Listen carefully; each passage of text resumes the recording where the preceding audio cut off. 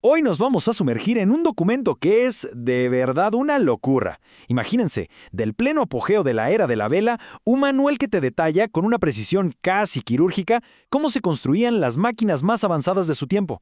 Y para entender de dónde sale este libro hay que ponerse en la época, ¿no? Finales del siglo XVIII. En ese momento, la construcción naval británica, bueno, era la base de su poder en el mundo. Y este prefacio lo dice todo, lo deja clarísimo. No era solo una industria, no. Era un arte autóctono, algo que florecía con una superioridad que nadie discutía. Era puro orgullo nacional. Así que la pregunta del millón es esta. ¿Cómo se construía y operaba la máquina más compleja del siglo XVIII? Y hay que pensarlo bien, ¿eh? Un navío de línea de esa época no era un barquito cualquiera. Era, y no es exageración, como una nave espacial de hoy. La punta de lanza de la tecnología. Una verdadera maravilla de la ingeniería con miles de componentes y un nivel de conocimiento, súper especializado. Y la respuesta a esa pregunta, pues, está justo aquí.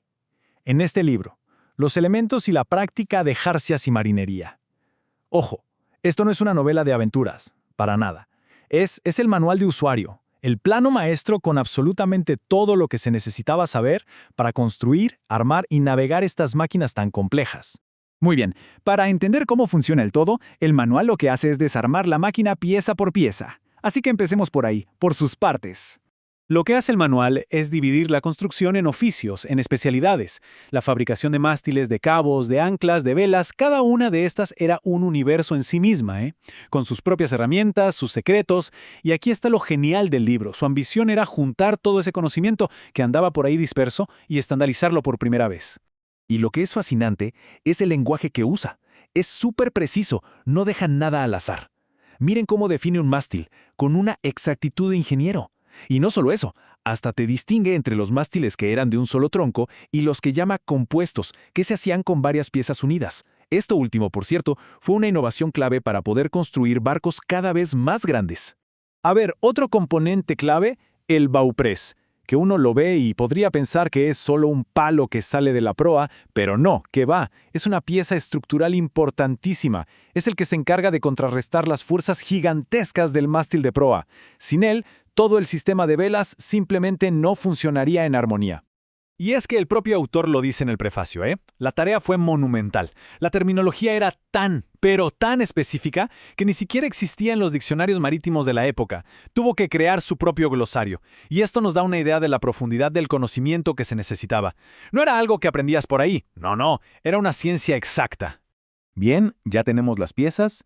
Ahora toca el rompecabezas. Ensamblar todo. Y eso nos lleva al complicadísimo arte de la jarcia. Cualquiera que ve un barco de estos piensa que es un enredo caótico de cuerdas, ¿verdad? Pues nada que ver. El aparejo era un proceso súper metódico, paso a paso.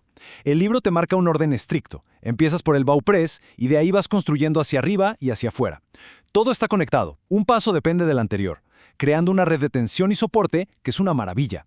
Y claro, para hacer todo esto había que dominar un montón de técnicas con nombres que suenan casi a poesía. Pero ojo, aquí no había nada de decorativo. Cada nudo, cada empalme tenía una función vital. Tenía que estar hecho a la perfección, porque de eso dependía literalmente sobrevivir a la furia del mar.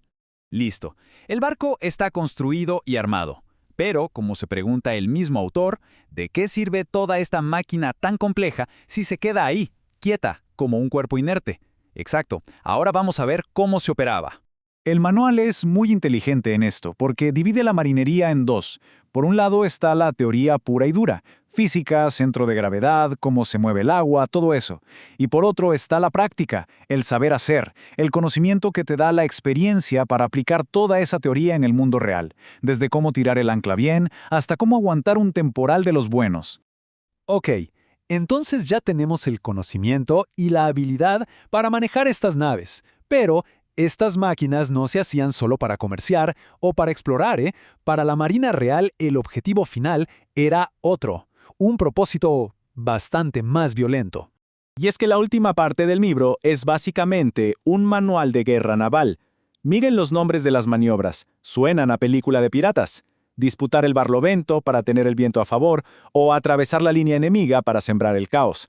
Es aquí donde el barco se revela como lo que era en el fondo, un arma, una herramienta de poder. Entonces, ¿por qué estamos viendo con tanto detalle un manual técnico de hace más de 200 años? Bueno, porque su importancia es mucho más grande que solo ser una lista de instrucciones. Es que este libro no es solo un manual, es como una cápsula del tiempo. Captura el momento cumbre de una era tecnológica entera, una época en la que la madera y el viento eran los reyes de los mares. Pero también representa un cambio de mentalidad gigantesco. Es el momento en que el conocimiento artesanal, ese que pasaba de maestro a aprendiz, se convierte en un sistema estandarizado casi industrial.